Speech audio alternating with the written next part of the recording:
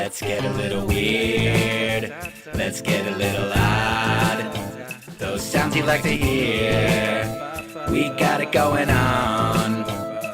It's the Oddcast. It's the Oddcast. It's the Oddcast. It's the Oddcast.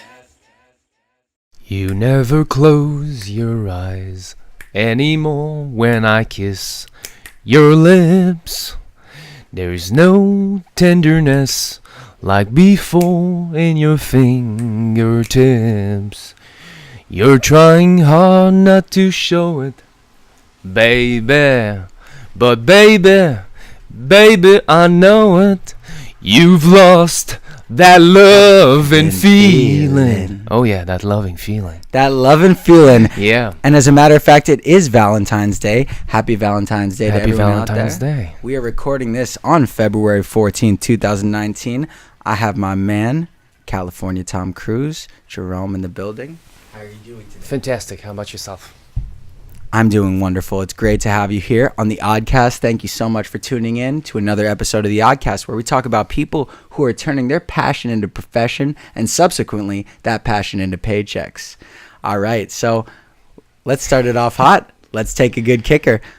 What is the inception of California Tom Cruise? What's the inception of Maverick? What's the inception of, everything? Well, actually, I stumble into this career very, I can say, strangely. So I moved from Montreal. I'm originally from Quebec City. Shout out to Quebec. Thank you. And I moved to LA about 9 years ago. And I was on campus studying architecture at UCLA. Mm-hmm. And one thing led to another where I needed to find work. And working on campus is, very limited, as a foreigner. So I put the costume, which is the jumpsuit, on Halloween 2000, I don't know, 9, something like that. Yeah. And people just freaked out that I looked like Tom Cruise. Well, first of all, I heard several times on campus I looked like Tom Cruise. So I'm like, what can I do with that? Oh, so the inception was almost, in a way, hearing feedback from... Correct, because I had never heard it before when I was in Quebec. Once I heard, Risky Business, but I had no idea about the movie Risky Business. So, hearing all this, my mind is ticking. I'm like, okay, I got to do something with it. So I put the costume on Halloween, and people freaked out.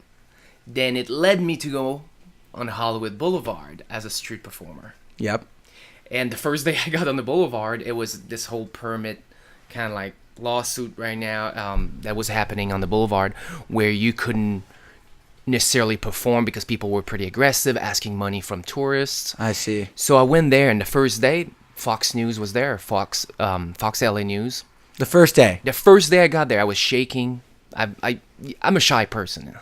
Yeah. And I got there, and the guy comes to me and he says, do you want to be on? Because we're asking characters that, they work on the boulevard. What is it to be closed right now? The boulevard was completely shut down. Wow.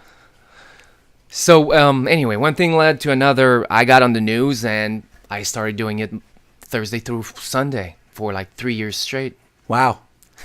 That's pretty awesome. That's pretty awesome. That's kind of like, there is a certain bit of fate.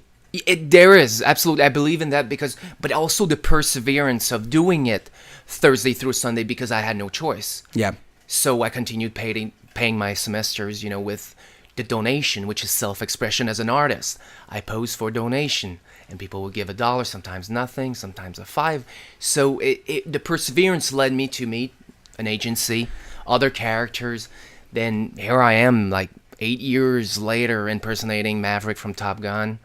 Yeah. On a regular basis. Yeah, doing really cool events, whether it be at, big shout out to the Midway, and big shout out to San Diego Sky Tours, and big shout out to everyone who's booked my guy for your birthdays. That's the big thing. And speaking of which, I should have done this at the beginning. Go to CaliforniaTomCruise.com.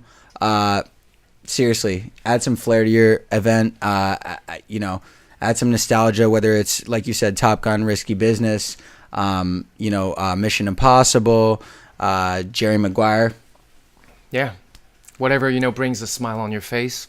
Precisely. And that's really cool. So one thing you said that really intrigued me was, and I kind of am perceived in the same way, where a lot of people perceive me as a very big extrovert, but I'm not quite that much. I'm either the most introverted extrovert or the most extroverted introvert, and I'm not quite sure which one it is. Would you categorize yourself in a similar fashion? Absolutely. Well, artists, either they want to communicate or isolate themselves. So you're always battling between those two.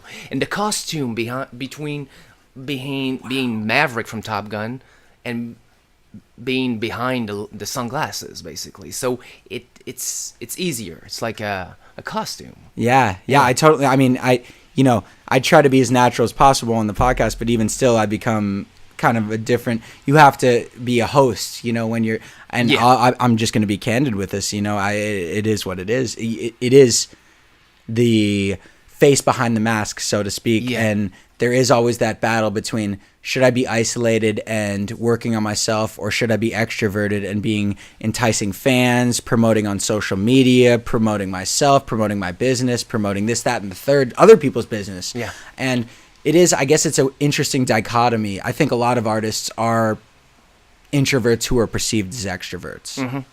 I used to hate it because of that. I would go out there, share my energy, and like come back completely tired and like not understanding. I'm like, I gotta do it, this is my job. I'm on the street performing. But I realized that if you use that energy and you share it and they give it back, that's where I get the the hyper energy of putting a smile on people's face. And I use the audience reaction to perfection my act over the years.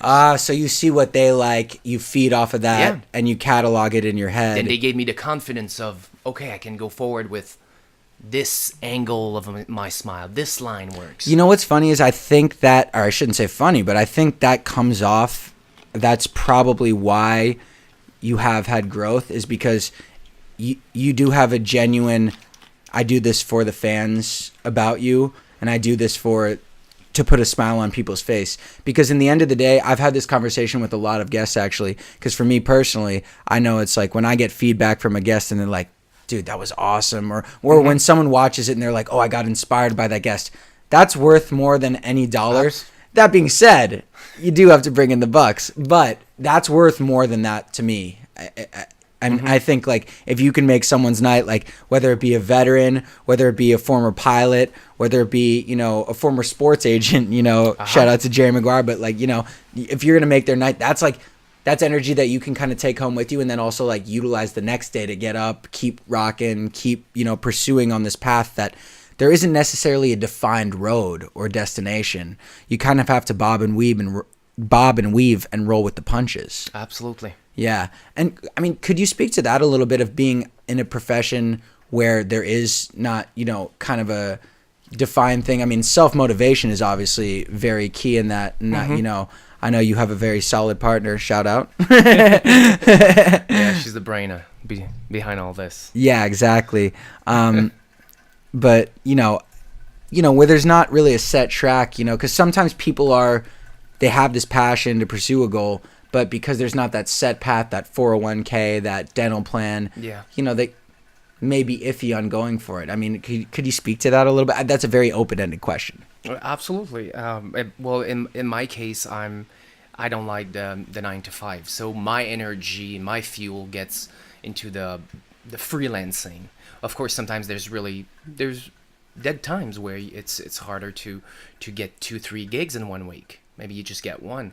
And so it pushes me to go and browse a little more, find other ways to bring, the passion into paychecks. Yeah, the revenue. I mean, the revenue for your art. And it's the determination and the discipline.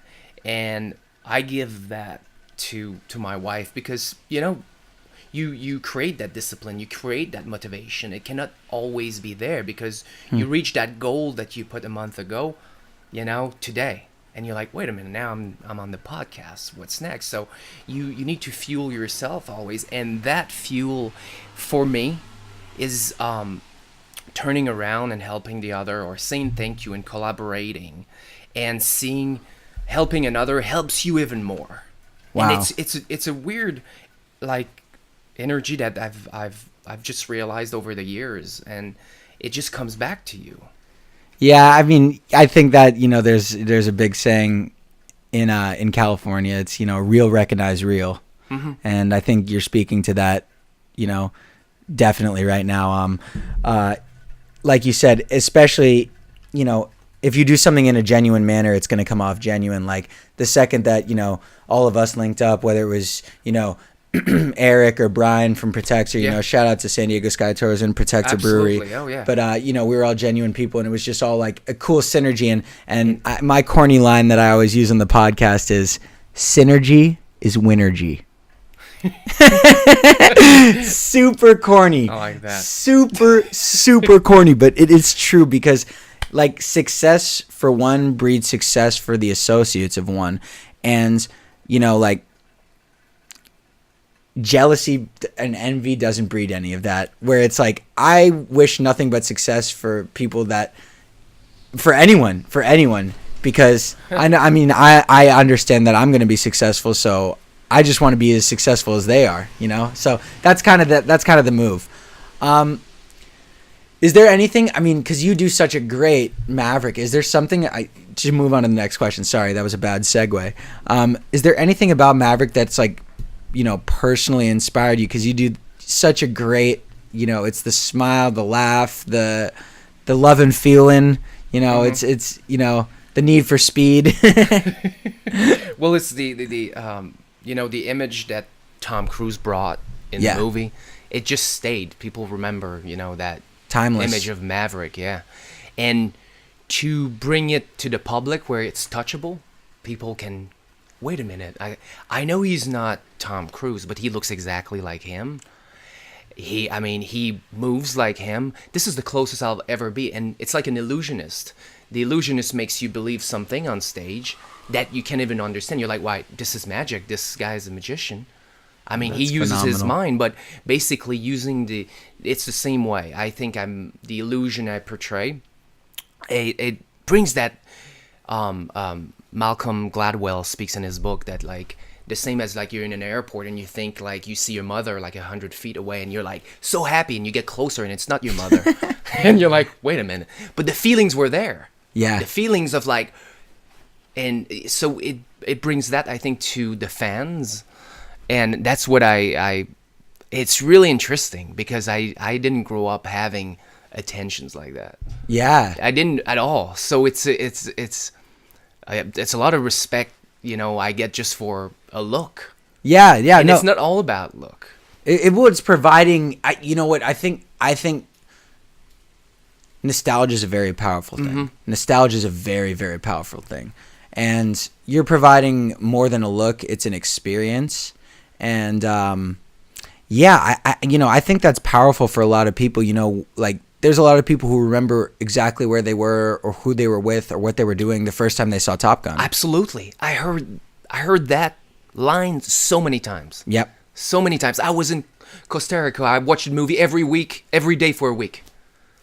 It's a seminal film. Yeah. It is a seminal film. But I think there's something about, like, it's interesting. I think there's something. This is a hard thing to put into words. I've been trying to gather. There's something about Tom Cruise's energy in that film that you specifically are able to capture and actually like translate that in a tangible form to people, and that's pretty powerful. And it's cool because, like, dude, you could see it in any of your videos. Like, people come up and they're like super amped, like literally, it's just awesome. Like, and I think that's powerful. I think that's awesome, whether it be just a normal night or whether it's, a wedding party, like, and in everything in between. Yeah. It's pretty phenomenal. And, I think that's a bit of what we're trying to do here, is capture different audiences in a way and bring them into the fold of just being inspired by guests. Mm-hmm. And I'm sure, speaking of that, I'm sure there's times where you went through like huge like self-doubt about like, is this going to work? Oh, everybody's telling me like, monthly, what's your plan B? What's your plan B? And I'm like, what's my plan B? And I start thinking about it and I start worrying about what's my plan B. Yeah, I'm going to change. I'm going to look different. My dad looks like Joe Pesci, for God's sake. So I wake up in the morning. What should I keep doing this after Top Gun 2? What's gonna happen? And then I get signs. Weird, like, okay, Mission Impossible is gonna come out in 2022. Okay, this is at least another 3-4 years. Oh yeah. So what do? I try to save as much as I can. I know, it's really uncertain. Nothing is certain. But yeah, you could say that for let's say, for example, I became a lawyer. My law firm could be shut down for malpractice tomorrow. I'm not, I'm not saying that I would have done it, but, for whatever reason, and so it could happen with a job, quote unquote, a plan B job too. So my thing with that is there is also something probably in you that likes being your own boss. Oh, I love that. Yeah. Yeah. Absolutely. I definitely think there's something appealing about being your own boss, and creating your own content, because you create your content and, you do it in collaboration, whether it's, SD Sky Tours, the commercial you did on your website, or whether it's, meet and greets at the Midway or that Rams party that you were at. But it's you're giving it to the fans, but it's also your content. It's not like you're doing it under the guise of some company. Absolutely. And continuing being my own boss, then I have to go a little more above and beyond. So are you, the same way you're going to contact certain clients to say, hey, can we do this together? Then I go, out of the box and find those corporate event planners, email them saying, hey, Top Gun is a good team. It's a good theme right now. You want to be the best of the best. It's a good motto for your company. Use me to break the ice in your corporate party. I can MC, MCing on stage. Breaking the ice is the most important. You crack that smile and you see all those serious professionals just being comfortable out of a sudden. Yeah. And then after a drink or two, they're all there taking selfies. And that's what being my own boss did. It pushed me to even involve my wife into the process of helping me booking, in other states and in reaching a little outside of my comfort zone. Yeah. That's definitely important. I think reaching out of the comfort zone in any situation is big, but then when you're your own self-starter, it's even bigger because, sometimes maybe messaging someone who's quote unquote big, you could feel foolish or something, but if you have that person motivating you, being like, hey, you can land this, then, there's really no need not to push the envelope. You definitely should push the envelope because you never know who's going to get back to you. Absolutely. And people genuinely, in San Diego especially, I've found, are pretty cool and pretty open to working with people. There's something about San Diego particularly. Absolutely. Yeah. Have you found that too? Well, coming from Los Angeles as well, where everybody's in the entertainment. Here, it's day and night. Yeah, it's interesting too because San Diego is the ninth.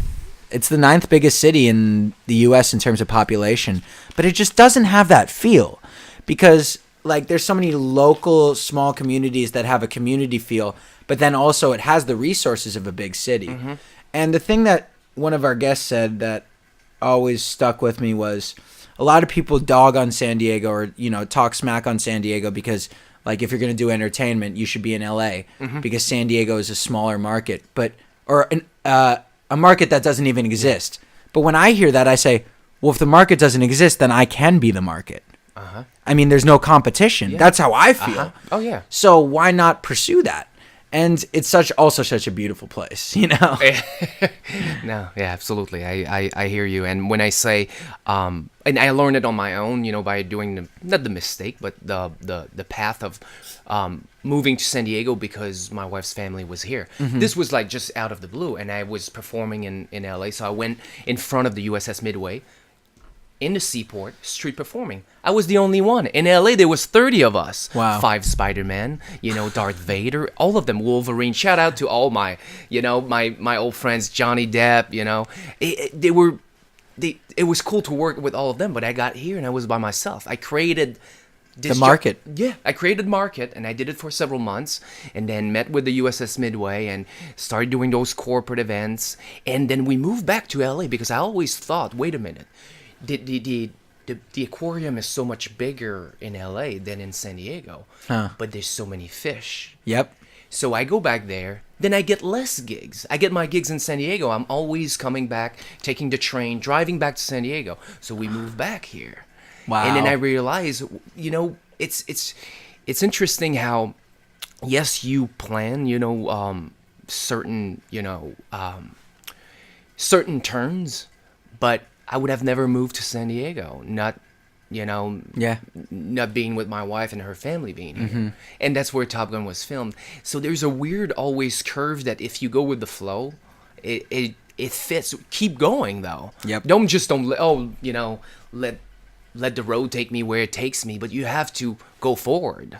How important do you think that is, following your instincts? Oh, so important. I'm learning it like out of anxiety, out of just gut feelings, and it's hard. It's hard. Yeah. Because the picture you have up here, it's not like that.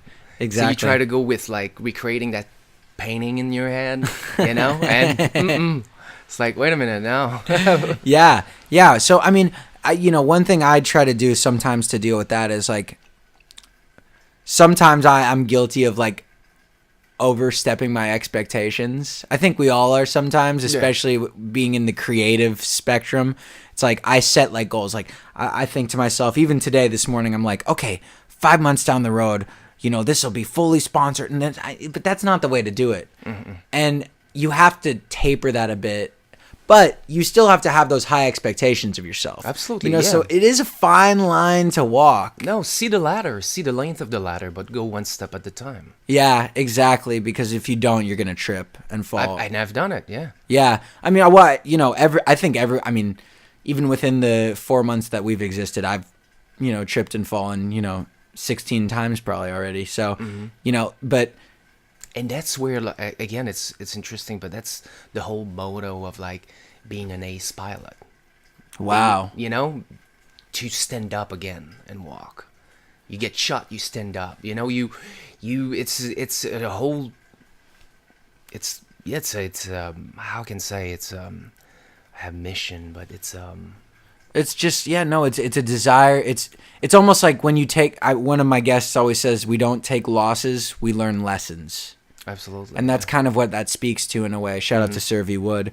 But it's like the motivation to when you're going for something, whether it's being your own boss or being a creator or being an ace pilot, when you're going for something that not everyone's going to be able to achieve, you literally are going to have to inherently fall flat on your face a bunch of times.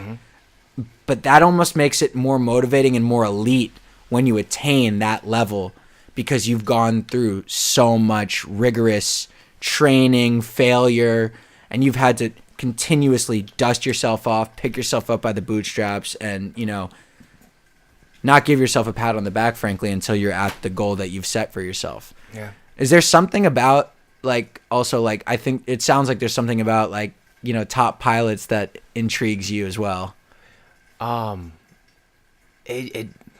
I can say it intrigues me. It's not something that I'm going forward, because obviously it's I hear sometimes from pilots or Navy surgeons, and like they say I make the Navy look good, and I took this I was like, what is he talking about? I mean, really, I'm the face? Like, no. But he said, yeah, you make pilots look good, and that's what Tom Cruise did. And it's really hard to take in, like to accept. Must be pretty humbling, huh?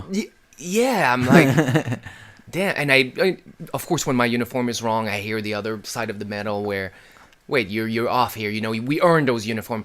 I respect that, and that's why I really adapted everything I wear to where it's to the point. Yeah, and it sounds like you take feedback too. It's you'll be the first to admit, oh, sorry, I A, made a mistake, or B, I wasn't aware, and had I known, I wouldn't have, absolutely. Which is the big key. I mean, I think what you're doing also ultimately, like from the outsider's perspective, I mean, it's paying homage, and I think that's kind of what that speaks to, yes. And that's really cool. And of course, being in San Diego, kind of like the pseudo home of the West Coast Navy for sure. Being Annapolis, obviously, over on the East Coast. But it's cool, and I think that the gravitation towards San Diego, and also the Maverick persona has been kind of a cool synergy, and I think that most of the people, a ton of the people in the service recognize that, obviously, and shout out to all those fine men and women in the service always. But that's got to be like really mind-blowing in a way to get compliments like that. I mean, that's kind of, It is, because I mean, being French Canadian is just like, how did I end up representing, like, I just look such an icon. Yeah. I mean, he's such an amazing actor, Tom, in the US military, which is like incredible. Yeah, it's brilliant. It's brilliant. I think that's part of that shines through. Actually, it makes it almost endearing, that, like, A, you're doing it, and B, you also have the understanding of, like, wow, this is awesome. Like, this is humbling, and, like, people see that. Could you speak a bit of, like, do you have, like, would you say, like, being French Canadian has given you just, like, what's the influence on your career and just you in general, aside from the Maverick, like? I think the culture, first of all, I have several friends that do impersonation, and I think,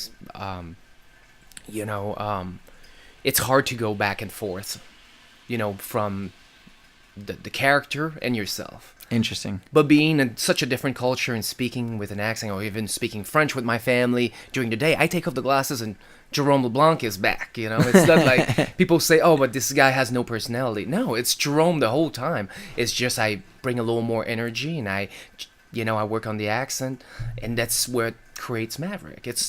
And remind me what you were saying. I'm so sorry about that. Oh no, it's just the influence of kind of being, French Canadian. Okay, yes. On you, just as in your career and as a person. Well, I think it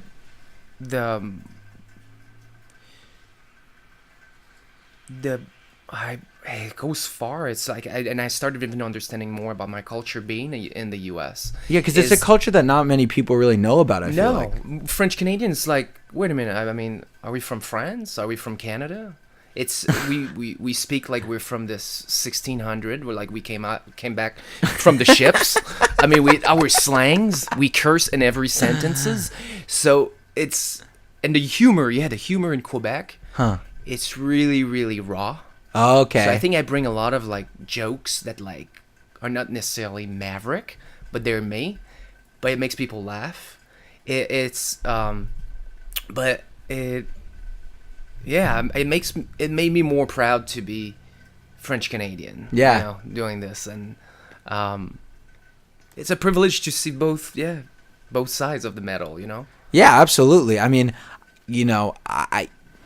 I think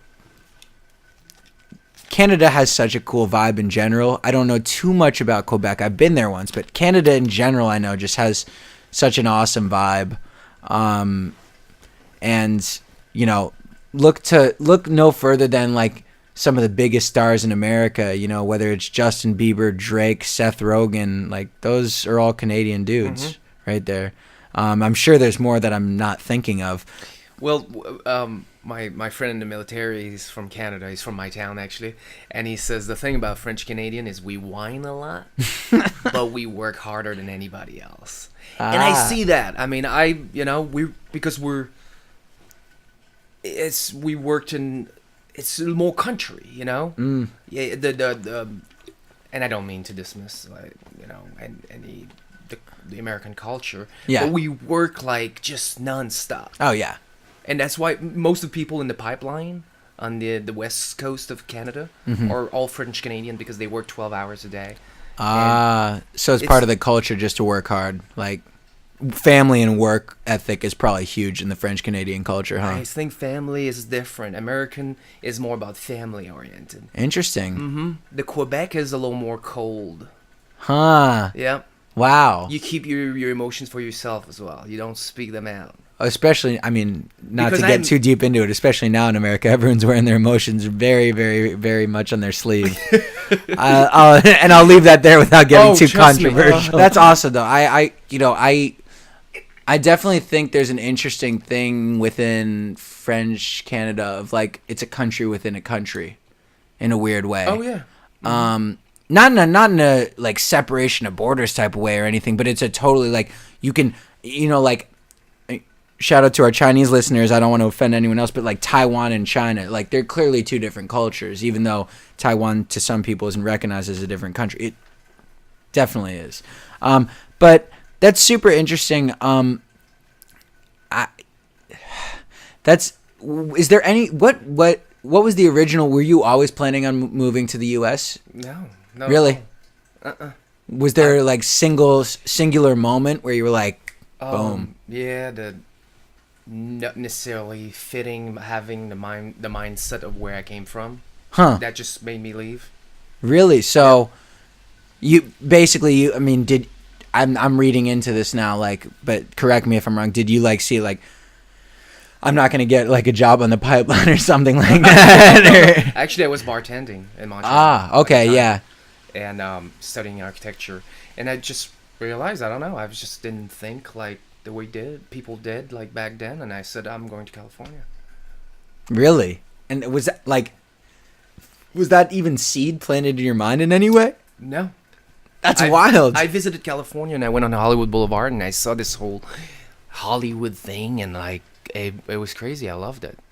That's interesting. And you said some of your buddies were impersonating too. Yeah, and actually Johnny Depp's from Israel. No way. Yeah, Wolverine, Hugh Jackman is from the UK. So it's all people. It's amazing. That's awesome. awesome. Really, and I became really friends with like homeless people on the street. Yeah. So it made me see life through a different the perspective lens. of like being on the street. Yeah. And the first time I met my wife, actually her girlfriend said, but you know he's a street performer.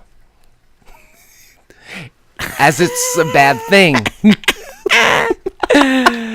Oh gosh. So no, that's where I think the culture comes in, is where I always felt so grateful to kind of like live the American dream, like to any level that means, I think it is. Yeah, I would totally agree with that. I think, I mean, geez, like, I think that's like, in a weird way though, like, you could say, not in a weird way, but just in a different way, you could say that that's almost one of the purest forms of performance that there is.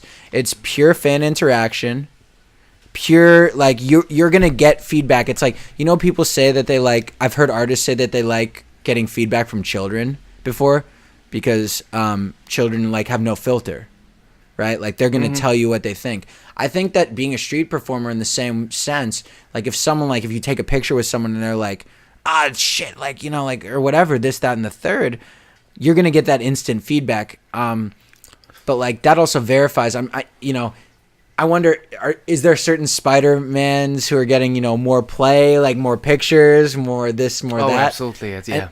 So there is a bit of a hustle to it, of course, of like, it's not just like, you can't just like go out there and throw on a getup and like kind of look like the person. There is other Tom Cruise impersonators. I mean, I'm not the only one. I think like there's several people looking like other celebrities. Yeah. But it's the, the passion into it, like bring it to paycheck, is I pushed myself so hard in doing Top Gun all the time. Yeah. Well, dude, you even said, when you said earlier, you said something about like, I mastered like the motions and stuff like that. That's probably something that some people don't even address. Like, it's not even, it's like a cadence. It's like something that you have to, it's more than just an impersonation. It's almost like a kind of out of body experience in a way, but also bringing your own sense of humor into it, like you were saying earlier as well. Mm-hmm. So like that's probably what separates the decent from the great, or the decent from the good, and then the good from the great, is doing the nuances of the stuff. Like whether it's the smile, whether it's how you wear the clothing, whether it's the laugh, whether it's even just like the jokes you crack, or the reactions to the stories, or the cadence in your voice. There is going to be those little separators, I feel. Well, again, on the street, it's you're in front of the public and you put yourself out there and you're like, I don't want to mess this up. I don't want people to laugh at me on the street. Yeah. And I'm there like singing like, you shake my nerves, you rattle my brain. Too much of love, got a man insane. Hey. And so you have to know you have to do it in a way that people are going to be receptive the right way. I totally agree. So you're listening, you're analyzing, you see the people, reacting either positively or negatively, and you don't repeat what you get negative feedback from. So you must have to keep though tremendous, even when you're doing it. I mean, even now versus street performing, I'm sure there are certain like bits or parts where. Well, right now I think the accent is the hardest. Interesting. Yeah. Oh, could you speak to that a little bit? Well, just being my mother tongue is French. So there's certain words that come off and right away somebody's gonna catch it and say, "Wait a minute, where are you from?" And I say I'm French Canadian. Then right away I break the ice and I break the character because it's easier to just address it and then just make it. Well, I think that's almost more endearing. That's in a way. why it works too. I'm not Tom Cruise. I'm not Maverick. I didn't do all the training. Yeah. I'm an entertainer. I'm Yeah. here to make you laugh, to put a smile on your face, and take a picture if you want one. Yeah. And but yeah, this is what's been the hardest. Yeah. Well, I mean, I think the proof is in the pudding, and like the fact that you've worked with great places like Midway and San Diego Sky Tours, and they've seen like you break the ice and do that. Like it shows that that's endearing. It shows that you own it. Owning things is like one of the most powerful things you can do. I agree. I mean, like again, whether it's being your own boss or just owning something as simple as that, just being like, because then, dude, I think that's really neat, and I think that in a way, it makes it cooler than, let's say, someone who not actually in the military, but someone who is like born in Oceanside or something, who kind of happens to look a little bit like Tom Cruise. I mean, I think what you do shines through way more genuine than that. So, I mean, can you talk? What was I saw on your Instagram you were doing some risky business green screen stuff the other day. Oh, it was Jerry Maguire. Oh, that was some Jerry Maguire. So this was a company from Silicon Valley that hired me to do 2 videos of Mission Impossible, 1 Top Gun video, and 2 Jerry Maguire. And this is for just internal. It's like it was all about their sales motto of like introducing their new mission into the company. So we were using all those themes to motivate, the employees. Wow, that must be super fun. That must be super different. Well, like working within a company, like so your target audience is inherently different. Mm-hmm. Oh yeah. Well, for example, the Virgin America. You get on any airplane, do you really listen to the safety? No. But in Virgin, Richard Branson said, you know what, I'm going to do a fun video with like music and people dancing and people are just watching everything. The little kid putting in the seatbelt and he's smoking. He says, no more smoking here. So anyway, it just brings people in, and that's what the company, decided to do with the whole Top Gun theme. Well, that's why he owns a private island. I mean, but that's awesome. So that's really cool, and I think that you said that's a repeat customer too. That you've worked with them multiple times. So that also shows that the fact of people coming back has to be also very humbling too. I mean, when someone reaches out to us and says, "Oh, I'd love to do another interview a couple months down the line," that's like one of the most humbling things we get too. Because absolutely. It shows that we did it in a certain way that they appreciate. That must be a lot of fun. Do you have to get into like totally different mindset when you do? Mm-mm. Really? Like this morning, I just got here, or like that's what's so fun, and I'm so lucky compared to other characters. I just put the glasses on and the outfit, and that's it. I go right to the show, and I get there 5 minutes early, and. So it truthfully is like I'm almost a mask in a way between the glasses and the coat. I mean, yeah, it like really it gets you into. That's really awesome.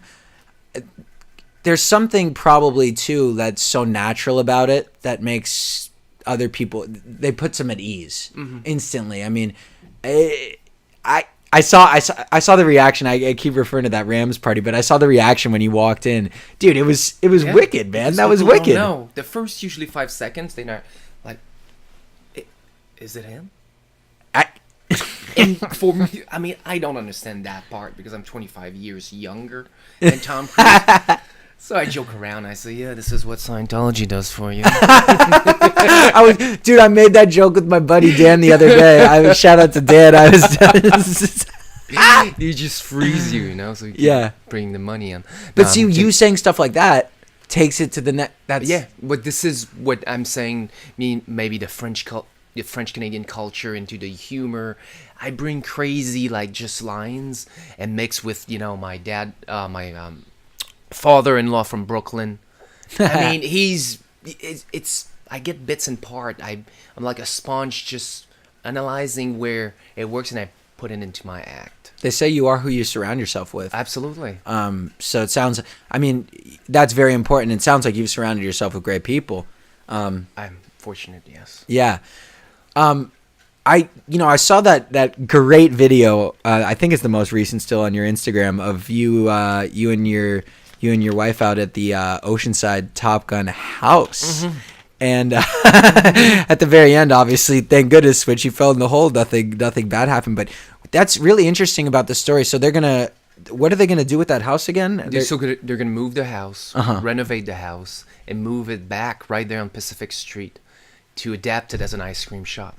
Oh man, that'll be the coolest awesome. ice cream parlor in town. In the middle of the hotel structure there. So they're building that whole thing is going to be a hotel. 254 rooms or something like that. Wow, right near the water too. Mm-hmm. Oh my gosh, that's going to be stellar. Are they going to? Do you know if they're going to do any playoff of Top Gun on it, or could they? They didn't get the. Yeah. Okay. Yeah, and I just went there randomly the other day, and I figured it would be a nice little report, and that's where now I start having even more fun with this. Is I find the content.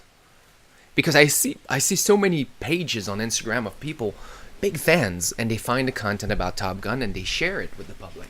And I'm like, well, I don't have necessarily the will to do this every single day and film myself, but I'm getting there where I enjoy doing it with the image Maverick brings onto the table. So yeah, almost like Ron Burgundy. You're a reporter, but now it's about like the news of Top Gun, the film. Was there a turning point? I mean, was there a time where you were maybe more apprehensive or nervous? Oh yeah. And was there a turning point? Was it your wife kind of also giving you that? I mean, you've said how important she was in the process. Yeah. So because for the last probably 6 years, this has been working well. But my mind was always working out on something else. Architecture, it was always artistic.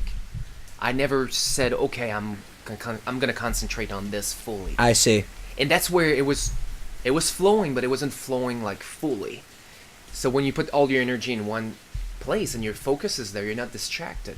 I was distracted about building structures on a ranch in Ramona while I'm doing this. And all I was thinking about, morning and night is, how should I put this beam like this, like that, material, It's the architect in me. Yeah. But now I realize this is the window of opportunity right now. Yep. I need to do this, save what I want to save to build in the future. Yeah. I'm always going to be able to build something or hire somebody to build with me. That's kind of how I feel in terms of, I agree totally with what you're saying because I can always go back to that degree. Yeah, it's there. You got the knowledge. Yeah, I mean, see, that's the thing that also I think probably people who are you were talking earlier about people telling you Plan B. Mm-hmm. It's like, well, my Plan B is there, and it's very interesting. I'm sorry to interrupt. No. We'll come back for another part 2. You heard it here first, folks. But it's being created slowly, but it related with Top Gun Maverick. Okay, we'll see. Yeah. We'll see. So it's interesting where the Plan B, it leads you. I totally agree. Safe, I think, too, even we were talking before this, it's sometimes when you start up something in the creative field, it doesn't feel like it's going to take off. And then, whether it takes off or it takes off faster than it is or it takes off slower than it is or at one point takes off exponentially. There's so many good resources now, whether it's Instagram, Squarespace. I know I saw you guys did your website with Squarespace. That's what I used. It's phenomenal. Very easy to use. Very easy. There's basically there's no excuse not to give it a run. And one of the things, obviously, we emphasize, passion to paychecks. And I guess what I would ask you to kind of share with the viewers is someone who is putting it into practice currently and kind of, stepping off that so-called ledge and putting yourself out there. What advice would you give kind of to any listener or viewer out there who wants to make that move, whether they're at a desk job or whether they're not at a desk job and want a desk job, or whether if they think they're not in the right space and they can get there? What would Well, you? right there, if you think you're not in the right space, it's to feel that, to listen to that gut feeling. If you feel you're not in that right space, what are you waiting for?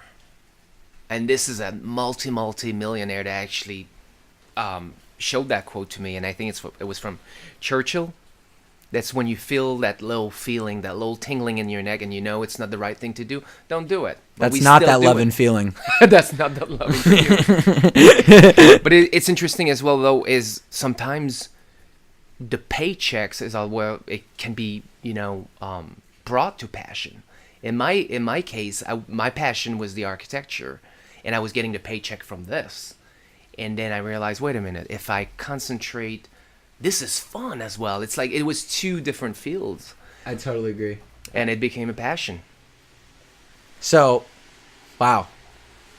So, I mean, it's basically, first of all, the first thing is just to listen to your instinct. Yeah. Second thing would be probably you're going to have to work hard and go through times of adversity. And ask questions to the people that made the mistakes. Do your research. The research, yeah. I think being nice to everyone too is Absolutely. actually super underrated. That's what the last episode our guest said. It was just like, be nice to everyone. Mm-hmm. It's like, that sounds super corny, but and usually people want to help you. Exactly. They do, if you're nice. Yeah, synergy is winergy. Synergy is winergy. Well, it was great being here, and I don't mean to cut this short, but I've got a lady that is dying to get, that loving feeling today. Oh yeah, no, we'll do you want to give any quick shout outs before we leave off? I know obviously, shout out to the Midway, shout out to San Diego Sky Tours and Kansas City Barbecue that I usually go on weekends. I'll probably be there Friday, Saturday, Sunday this weekend. Oh, we might have to meet you out there. Oh, yeah, I'm going to just grabbing a beer and surprising the customers. Awesome. That's great. That's what's nice about San Diego Sky Tour. It's such a great hangout. You can just out there, like in the hangar. The tours are fantastic. Yeah, exactly. It's like a totally unique way to take in San Diego aside from like going to the zoo or the safari park, which are both great. Shout out to both of them. But like if you want to see San Diego from an aerial view in a plane with basically like open air cockpit with very, very professional and safe pilots, hit up our guys at San Diego Sky Tours. They're at San Diego Sky Tours. We'll put it along the crawl there in the on the video. Tell them Mav and the Oddcast sent you, and it'll be all good. Absolutely. And then you get to say, I've seen SeaWorld, La Jolla, everything, all at once. All at once. And yeah, it's beautiful. And guys, thank you so much, guys and gals. Thank you so much for listening. Yeah, thank you so much for tuning in to another episode of the Oddcast, where we talk about people who are turning their passion into profession and subsequently their passion into paychecks. Jerome, Maverick, it's been a pleasure to have you. Mike, you took my breath away.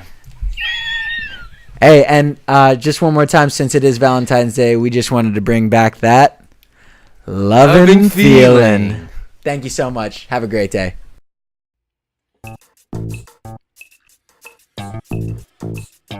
Let's get a little weird. Let's get a little odd. Those sounds you like to hear. We got it going on. It's the Oddcast. It's the Oddcast. It's the Oddcast. It's the Oddcast.